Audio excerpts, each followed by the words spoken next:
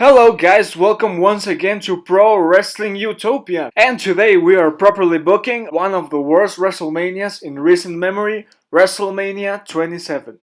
For the first match of the night we have a match that actually happened in real life. A little bit of self-indulgence here, but Randy Orton and CM Punk were my favorite superstars back then.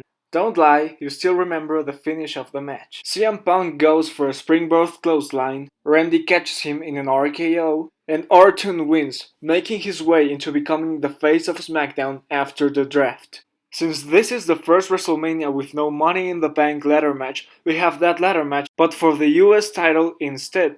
The participants: Alberto Del Rio versus Kofi Kingston versus Wade Barrett versus Daniel Bryan versus Jack Swagger versus Dolph Ziggler versus the champion Sheamus. And here Del Rio wins the US Championship, because he was a great heel and he was a great talent. Yet, he still wasn't ready for neither winning the Rumble nor the World Heavyweight Championship.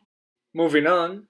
The Rock vs John Cena at WrestleMania 28 was a disappointing match because of the 1 year long build-up it had. So here, The Rock doesn't make his return to be WrestleMania 27's host. He comes back and challenges John Cena to go one-on-one with the Great One, the People's Champion versus the Champ for the first time ever. This way the match is more exciting, and the Bramable wins their first encounter.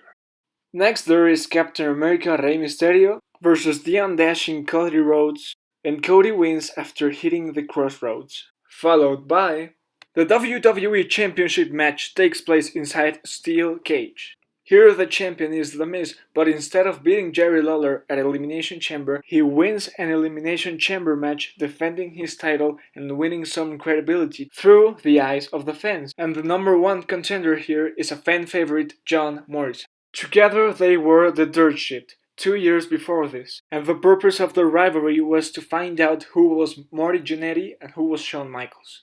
Nowadays, fans debate in whether Seth Rollins is the new Shawn Michaels or AJ Styles is, but the truth is, WWE already had a potential younger HBK in Morrison, and maybe, just maybe, putting the title on Morrison after this big WrestleMania match would have pushed him into being the next face of the company. Next is Laycool vs Trish Stratus and Snooki, and my god how grateful I feel of having the women's division there is today, really.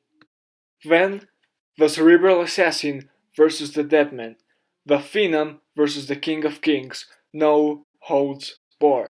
This match was truly awesome. The Undertaker was 19-0, but only Triple H was able to walk out of WrestleMania that night. At last, the main event.